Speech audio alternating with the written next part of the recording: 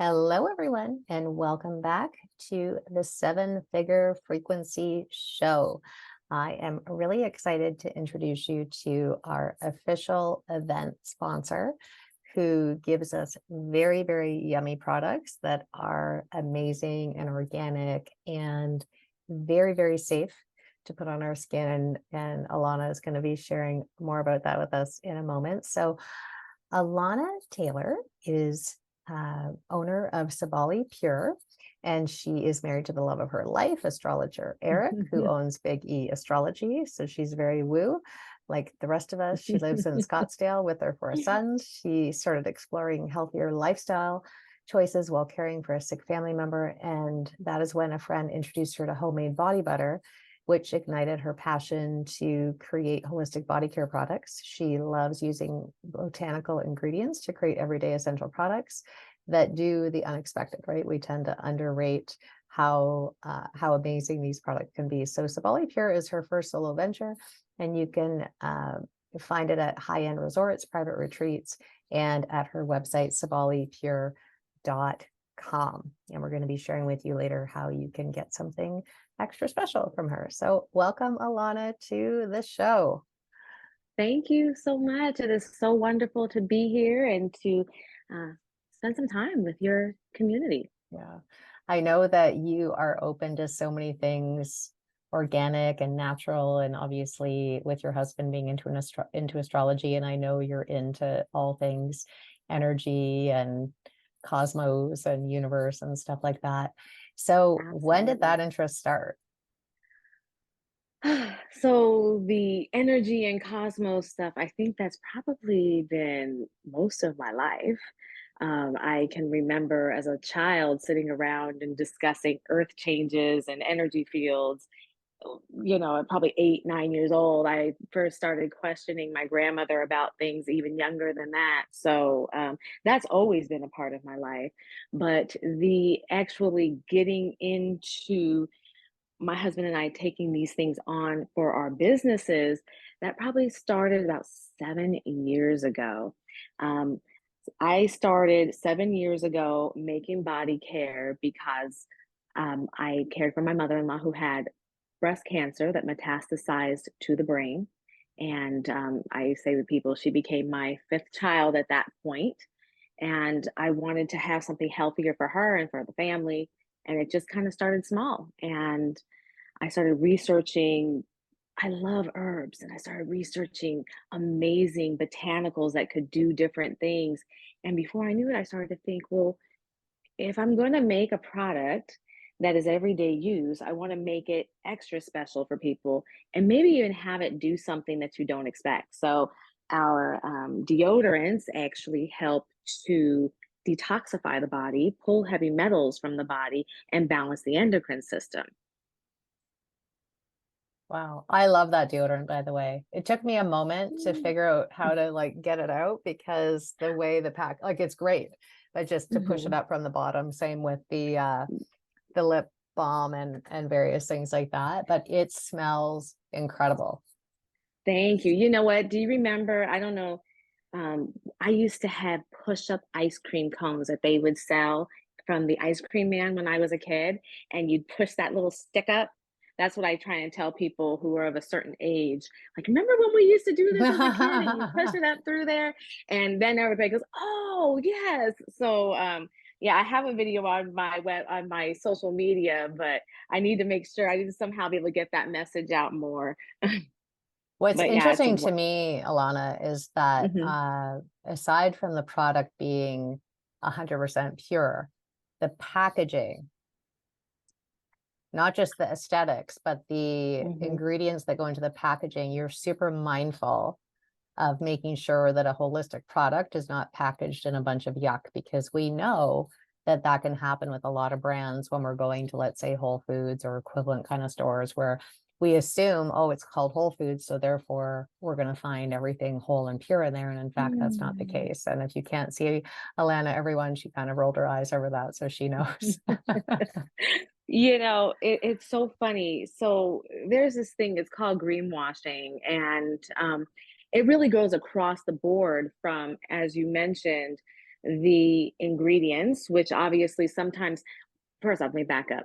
Greenwashing is a marketing practice that is common across the globe. And what it is very large companies tap into what it is that people want. And they've been knowing for over 20 years now that people are starting to want to be healthier. So they said, okay, what we're going to do is we're going to change the color of the packaging. We're going to change the scent, and their scents are always synthetic and artificial. And we're going to, add some little buzzwords and we'll tell you that it's natural, but yet the formula is pretty much exactly the same as it always has been.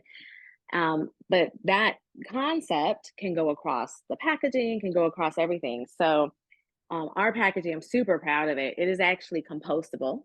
Mhm. I said to myself, I don't want to burden the planet with things that cannot easily be disposed of. My glass packaging, which we use for our body oils, I purposely made them label free so that they're very easy to recycle. But later on, I'm going to be reintroducing refills so that you'll get one bottle. You'll get the refills, put it back in the same bottle again with the goal of how do we become more mindful in what we're doing? Going back to the ingredients, I do organic. People sometimes think that if they get something that's made of a plant, that's good, and that is. But if you're getting a plant that is not organic, your body is also absorbing those pesticides and all those chemicals that whoever produced it used to grow it. And our skin absorbs within 26 seconds everything, and then it is going through and tracing through our entire body within hours. It's through our entire body. Mm. So it's something to think on. Yeah, I love that. And I think many of us can relate, regardless of what our position is on global warming and, the complexity of that. Let's just put it that way, that it still doesn't feel good to waste things. It still doesn't feel good to know that things are going to a landfill, even when they are healthy. It does for me. I'll speak for myself, and maybe those of you listening Hmm. can relate as well, where when you are getting something healthy, but yet it's taken, 75 airplane rides and a $10,000 long haul trucking company to get the product to you, it can feel a little bit, wobbly. Or when you're getting something that's as holistic as you think you could find, but the packaging is such that it kind of works against your whole reason for wanting to, you know, be healthier and kind of be more kind to consciousness, and the planet being, part of consciousness, obviously. Absolutely. And I do this not so much because of the global warming aspect. I didn't even think about that. When I was a little girl, my grandmother, growing up on Long Island in New York, my grandmother used to take me to the recycling centers in the 70s. And I would be dumping in big mounds of newspapers and all these things. So we began doing that long before anybody was even thinking on those lines. But my grandmother just taught me to be thankful for the things that we have and to make sure that we're using them in responsible ways. So now it's become this thing that's attached to all these other thoughts. But for me, it just was something that you always did to show gratitude for what you had. Yeah, I could see that for sure. So there's going to be a lot of people listening that either have product-based businesses or are thinking of creating a product-based business. And I know that creating a product-based business is a very different beast than a service-based Hmm. business or an agency or a licensing model or things like that. It doesn't mean it's good or bad. Every business model comes with its, pros and cons, so to speak. But would love to hear some of the lessons that you're learning on your journey to not only creating this amazing product line, but also infiltrating a market that isn't maybe so eager to have you on the scene, as far as, like A- being far superior to what's already out there as an option. Absolutely. So, first and foremost, I think for anyone creating anything, especially a product that's going to be on the market, authenticity is absolutely key. Um, it is this is my third brand. My first brand, I was in a partnership. And so I had to forego certain things that were in my heart in order to be a part of a partnership. And so Mhm. with Sabale, I was able to really go full force into what am I passionate about? What do I love? Hence, you see beautiful packaging, and I've got things, and I my these are my lip balms, and they gradate through, and they're based on the season. So this is authentic to who Allana is, and ingredient purity and whatnot. So first and foremost, always go authentic. Don't second guess it. If you are passionate and you love what you're doing, you will be able to show that passion to the world and know that there are other people who are going to connect with it. And the first thing you have to remember when you are creating that is that you're not necessarily meant for everyone, but you're meant to be that amazing, loved thing to that group. And that's what I had to learn was, okay, it's okay if this person doesn't like it, or they think, why would you spend a particular amount of money on a deodorant? I mean, like our deodorants are more expensive than in the market, but for those who understand and want organic, that's why I do this. I can't worry about the people who want a $6 deodorant. I'm not I'm not who they want to come to. So first, being authentic to your vision, your design, being authentic to whatever that entails, whether it's pricing, packaging, whatnot, and being open to learning and listening to yourself. It's interesting. When I was revamping my formula for the deodorant, and it works phenomenally now, my most recent revamping, and we kind of talked about I guess, the woo woo of things, is I actually consulted my pendulum, which is just allowing me to go deeper into self to ask those questions. And I tweaked my formulas and brought down different things, and that actually made it even better to deal with the odor control and with some of the other healing aspects of the deodorant. And I think that's important, just to go to self. Hmm.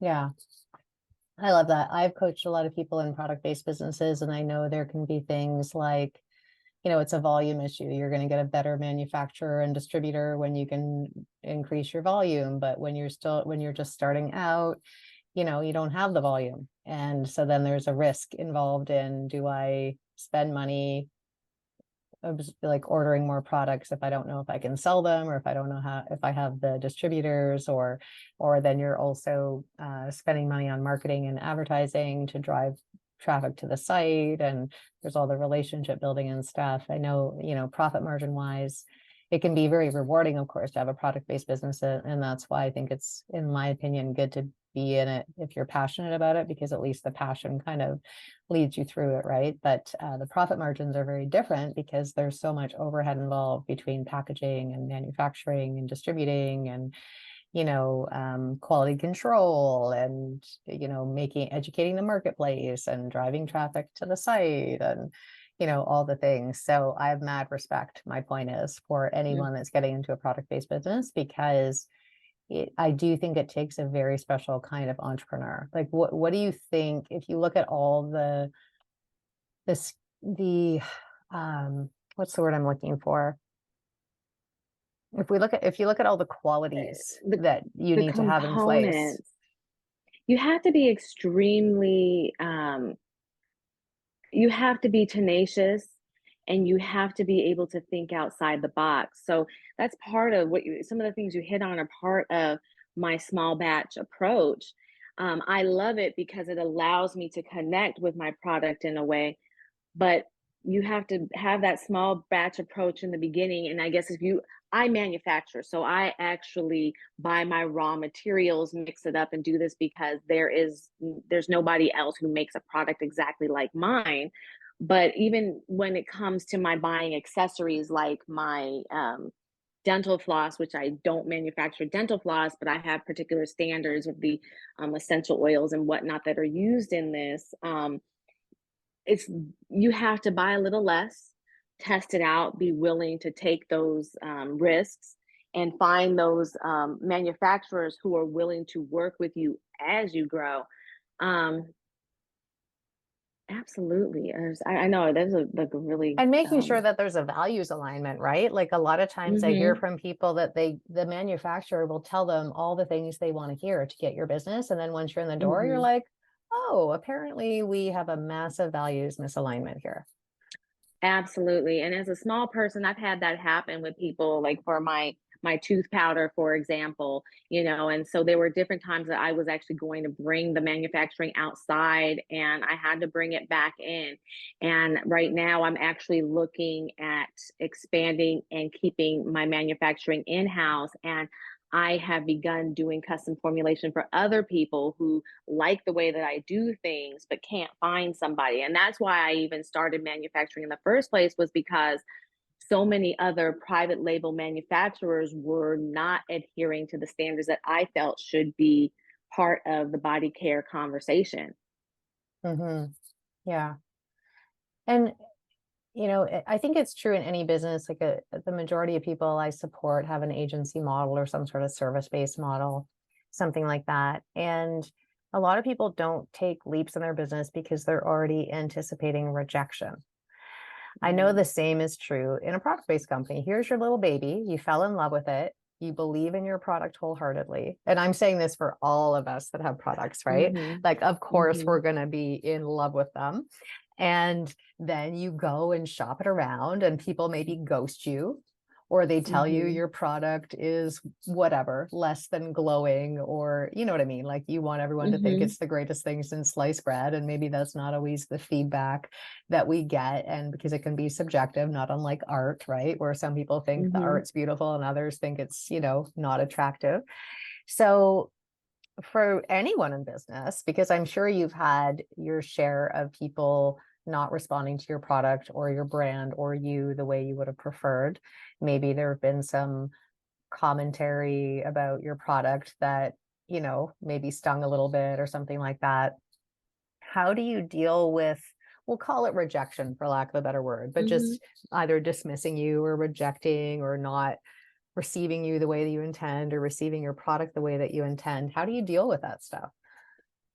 Well, it's two-sided. So first, I think, well, you have to one, if you go back to that authenticity and you believe in yourself and you know what you're doing. I mean, you have to be able to be honest with yourself. If your product is not good or has issues, that's one thing. So then you take that constructive criticism that they're giving you, whether they mean it constructive or not, you can always receive it in the way that you want to use it, and you make tweaks and you do different things. So as I said, I've been making certain like I started making deodorant about 7 years ago. And so in my early days, I would take little comments, and that's how I ended up reformulating, and getting to a really good way. So that's the first thing you do. Take that, make the tweaks. Know that, okay, I'm not going to stop unless I really see no market. I really see that nobody's liking it. That's a whole other issue. Make those tweaks, and then the rest of it, I think, in terms of, if you're not finding the right person, just keep knocking on new doors. There will be those people that want you. I am in Marival, which is a fabulous resort, and I'd had other people not be interested or think it didn't work, or that sort of thing. And Miraval was so simple and so easy. It almost like shocked me. I was like, oh my gosh, really? Because they are a world renowned, but those people will come.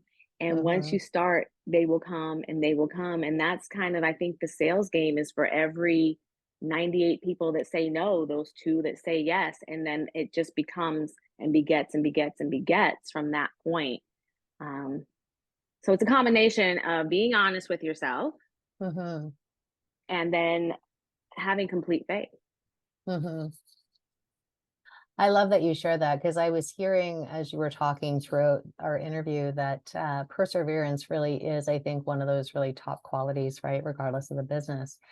What I'm interested, well, and on top of that, here's where I think people like you and I and anyone else listening that can do this, because it's not an easy thing to do, is that when you can make the business its own consciousness and not take it personally and just constantly refer to it as the business, then like you said, when you're getting feedback, whether it's intended to sting or whether it's intended to be feedback with love, you can objectively look at it and go, you know what, as a customer, they have a good point. As a Mm-hmm. customer, as a consumer of a brand that's promising this kind of stuff, yeah, I can actually see how we could tweak this or how we could improve it or whatever. So, it's rare to find CEOs that have the ability to receive feedback without getting wounded by it. I think it takes a little bit. I mean, it takes time. I would say 7 years ago, I wasn't as okay with it. Mm-hmm. So you grow. And, it's interesting because my husband, being an astrologer and being a life coach, he has a different type of business. And I help him with a lot of his marketing, and we've been building him up. So it is a very different approach for him versus for me, even though there are those correlations. So, in either way, it's about listening to what the public is saying, figuring out what you can incorporate that's still going to maintain that authenticity. Because at the end of the day, if you're not authentic, people see right through it and they don't receive it, Mm-hmm. whether it's a product or a service. Mm-hmm. And I think And even in listening to what you're sharing, because again, most people won't do this in sales, regardless of what they're selling, because they view a no as a rejection. A no is just mhm, information. And mhm. as if I'm hearing you correctly, because I can think the same is true for me and many others, is that, yeah, in the beginning, it's like, ooh, but over time, you just get you develop almost like or like you strengthen the receiving muscle in the sense that you can receive whatever's coming at you and not have it sort of barrel you over, essentially, right? And even hearing you talking, like, how do we get the yeses if we're not in pursuit of the no's? It doesn't mean we're trying to get no's, but it does mean that the no's actually save us time, because then we're not going to keep knocking on doors that are clearly shut, so that we can actually be liberated to go and knock on the doors that might open for us. Exactly, and you hit the nail on the head with what you just said, because for me, when I realize what pockets, excuse me, what pockets of retailers are not my base, then it frees me up to say, okay, I don't even need to go knock on that particular door. Let me go focus on the people that I know are my base. And for me, that has been more of the holistic wellness centers, the health food stores, the yoga and meditation centers. Those are the people that embrace me. So I don't need to go to Planet Fitness, let's say. That's not going to be my space. But core yoga, I am able to walk into that space. Or natural grocers, for instance, I'm able to walk into that space with confidence. But Mm-hmm. Fry's, I couldn't walk into Fry's, which is a regular local grocery store here in Arizona. Mm-hmm. What I would love to go back to, because I think there's probably going to be some really cool cues or clues, I should say, in what you shared about Hmm. Miraval, Hmm. because they're a very discerning spa, Hmm. and they said yes to you. Not Hmm. surprising, and I'm a little biased, right? But let's Thank assume you. I'm not. Let's assume I don't know you from Hmm. a hole in the ground, and I'm someone listening to this podcast right now going, huh, that's interesting. Why do you think Miraval, as a very discerning, high level spa that has people like Oprah going there and various people, why did they say yes to you and other five-star resorts maybe didn't? What do you think spoke to them, or what do you think they could see in the product that others just were not calibrated to see? Well, it's energy in the Mm-hmm. sense that we aligned on the same plateau. Um, I think those who comment things for my products, you have to value quality and you have to value nature. because if Mm. you're looking at it and you say, oh, benzoin, which is a tree sap that's in my deodorant, and you have no desire to even understand, like, why would someone, you have to have that. You have to be somebody who values organic, because like, and essential oils and so forth. Because I mean, I put rose oil and sandalwood oil in my deodorant. And I've had some people who say, oh my God, that is so fabulous.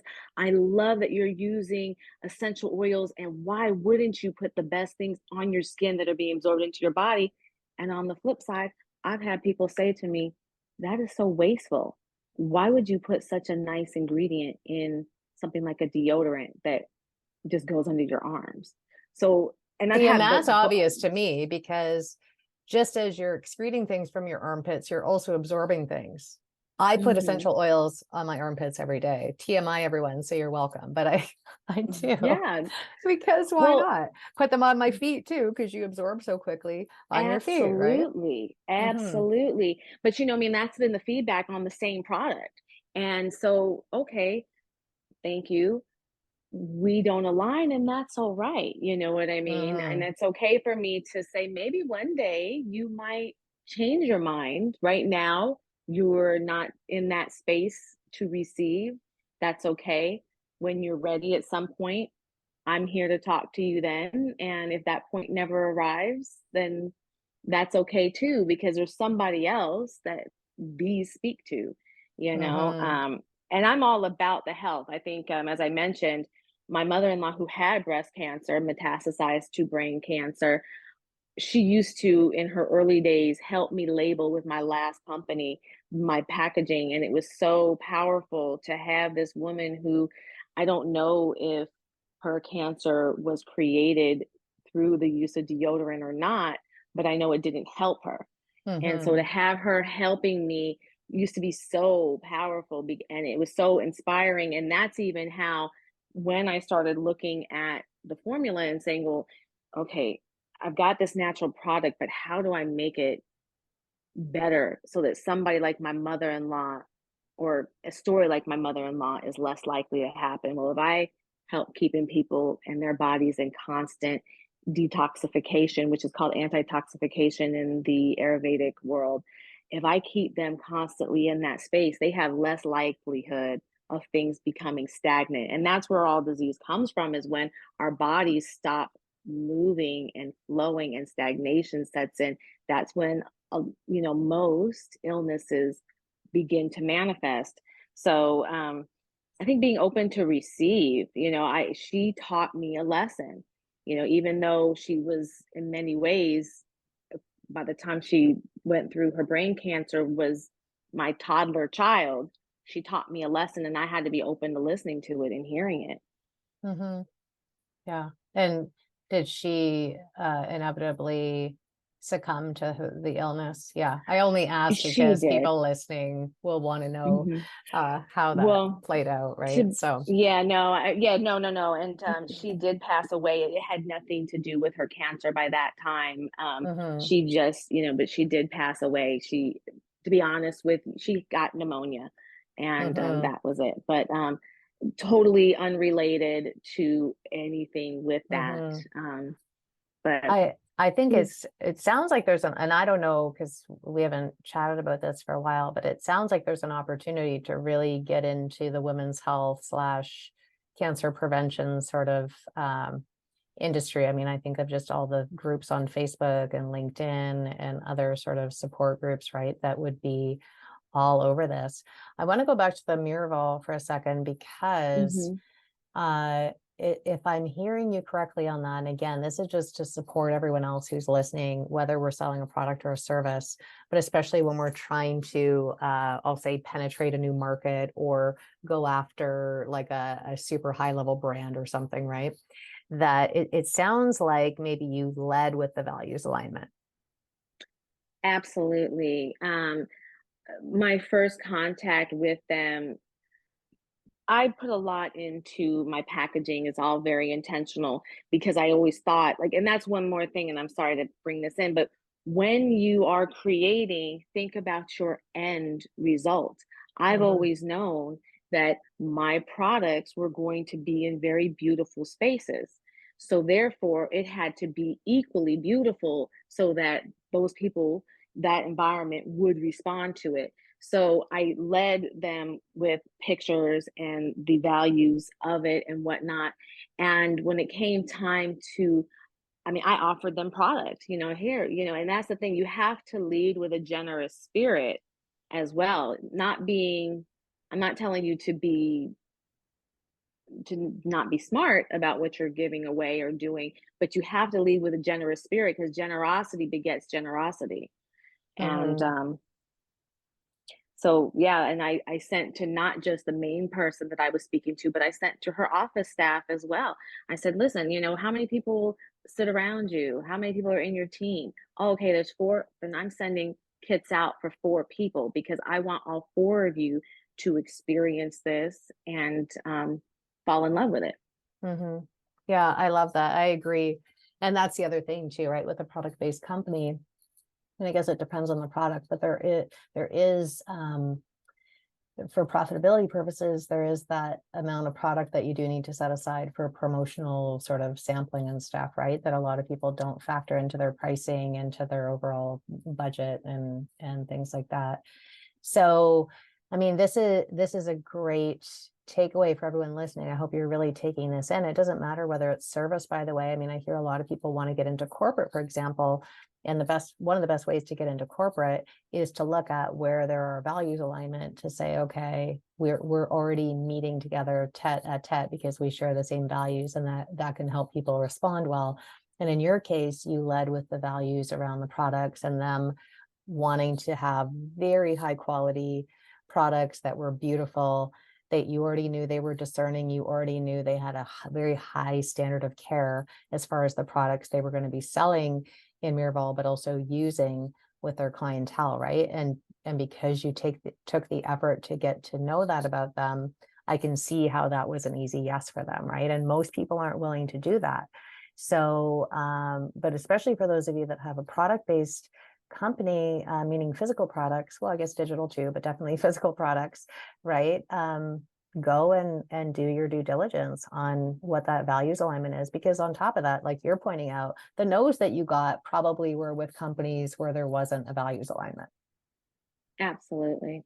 Yeah. And I think what you said about doing your homework, you know, I I looked into all of the statistics and all of the market research, and I actually paid and got full market research. And what I was surprised about, and so often we don't realize, is that men, they are one of the growing areas. So within the body care space for me, natural is the fastest growing. Men actually are growing even faster than women. And I think it's because they were being overlooked. So when I learned that, I said, okay, well, we have to make sure to get a men's fragrance in here. But at the same time, I want to make it a fragrance that is kind of that women could wear if they want. And it's really funny because this is citrus. I'm sorry, so cedarwood citrus, and I have just as many women who Oh absolutely yeah, love this, it's so they pick it amazing. up for It their smells husband. amazing. Yeah, Hmm. I So, know. you have to do research. I mean, mind you, as I talk all these things about being spiritual and whatnot, and that to me is key, but you have to also marry that with real world facts and statistics and information. So I specifically got into this area of the market as I was assessing because I knew that deodorant and tooth powders and things of those natures would offer me a little bit lower of a barrier. I have formulas, I have 30 formulas behind me that I am prepared to roll out to the market as we penetrate and build up these. I didn't want to just lead with the facial because it's such a high competition on that side, but I can get more attention here because there's less competition. Hmm. Yeah, I love that. I mean, we could talk forever, but I know already what you shared is great. And I know you have a lot of resources too for people to look at, what is in your products. And I think we do, now that we're more and more mindful that what we're told on the world stage and what we're told by product creators and maybe bigger companies, and even companies that sell products with the illusion of being healthy when they're not, like a Whole Foods or places Mm-hmm. like that. I mean, I know there are great things we can get Mm-hmm. in Whole Foods, but there's a lot of shit in there that is Absolutely. not what we're being told. And you read the label going, how is this in a natural health food store? Right? Like it's not even remotely close to that. Point is, it also is on us to, as consumers that are have to own the cause and effect of our choices, that, you know, it's on us. No, we can't just rely on being told this is a green product, so therefore I'll just trust it to be true. Just as we're all questioning the news that we receive, right? And recognizing that there may be some agendas running and various things like that. Why would we think that would be any different in, you know, we know this to be true of organic cereal. All you have to do is put in an iota of organic product out of 20 in an organic cereal, and you're allowed to call it organic, when meanwhile there's just a ton of crap in it, or sugar, or whatever. So we already know, we do know that we know that we know that the things we're putting into our field aren't always, you know, what we're being told they are. But especially if our skin's going to be absorbing it, our largest organ, then, you know, I don't know that I think we've been taught to take care of our skin from an aesthetic perspective, but we haven't Mm-hmm. necessarily been taught to take care of our skin and our dental too, because I know you focus on that Mm-hmm. from Mm-hmm. a strictly health perspective. And it doesn't mean all of us aren't wired to that, but I think collectively in the masses, we do not view skin as an organ. We view it as a thing to make it look prettier or younger or smell good, right? Or be sparkly, or, you know, not have age spots on it, or whatever the thing is, right? But instead of recognizing it as the largest detox organ and largest absorber, essentially, right, of what's going on around us. So with that in mind, I know you have a special offer for everyone Yes. listening. Yes, I do. Thank you. So, the easiest way for anybody who wants to check out my products is to go to sabalipure.com. So that's SABALIPURE.com. And if you put in the code Longmore and you spend $39, you will get a free lip balm. And let me tell you what, these lip balms are amazing. I use organic chia seed, organic evening primrose. I use organic castor. I use organic flavorings. Did you know that so many of these flavorings on these lip balms are actually synthetics, and then they flavor them with synthetic sweeteners and all of that? Not here. So they're really, truly elite, fabulous. And each one of these is equivalent to 3 standard size lip balms. So I promise you, once I tell people, once you use this, you're never going to want to go back to a chapstick or a Carmex or, you know, some of those other standards. And what really drives me crazy too is when I see something that says they're natural and they have petroleum or they have flavor. If I can like impart on people, anytime you see the word flavor or Hmm. fragrance, even if they say natural fragrance, that is technically it's correct, but it is a misnomer. And I can break that down. If everybody wants, you can come reach out to me and I will explain to you what happens on the technical side and the laboratory side with that. It's not real. You want things that are completely natural and organic. So organic flavors boosted with organic essential oils in all my lip balms. So you'll get a free Awesome. one. Yay. Yeah. Awesome. Well, Alana, I am so grateful for you. I'm so grateful for what you've created. Your product is amazing. For everyone listening, I wholeheartedly stand behind this product. Well, the whole product line, I should say. I use it. I love it. I've introduced it to many people. Thank They use it you. and love it. So I don't, whenever I bring people on the podcast, anyways, it's always invite only. I'm a little bit Hmm. anal that way, in that I don't just receive pitches. I really am selective of who I bring to you. And you can see why we're asking Allana to be our official sponsor for our events and for our podcast and so on, because well, you just make it so easy too, right? And you're such an amazing human anyways. And then on Thank top of you. that, your product is an extension of your high level of consciousness and heart and so on, that you pour it into the world anyways. And your product really is an extension of that. So thank you. And thanks to Thank all you for of you having for me. listening. Again, if you go to sabalipure.com and you enter Longmore at the checkout, any orders that are $44 or higher, you're going to get a free lip balm. And it really is. I'm super picky about lip balms as I get older. There's usually a lot of yuck in them and just, or sticky and just yucky. Like this is by far my favorite. So highly, highly recommend. Thank you for being here with all of us. And please do me a favor and share this episode. I think other people need to know about this product and know about Allana and what she's creating. Also, if you have product people that are in the product space and you feel like something we shared here today might give people a clue or a hint, or there's a coachable moment in there that can help them with their own products, please, please share. And if you have questions for Allana about what she shared today, you know how to reach out. And I highly recommend that you do that because I know she's very open to that. So thank you for being Absolutely. here, everyone. And we hope you had value in this show. We'll see you again next time. Bye for now. Thank you. Bye.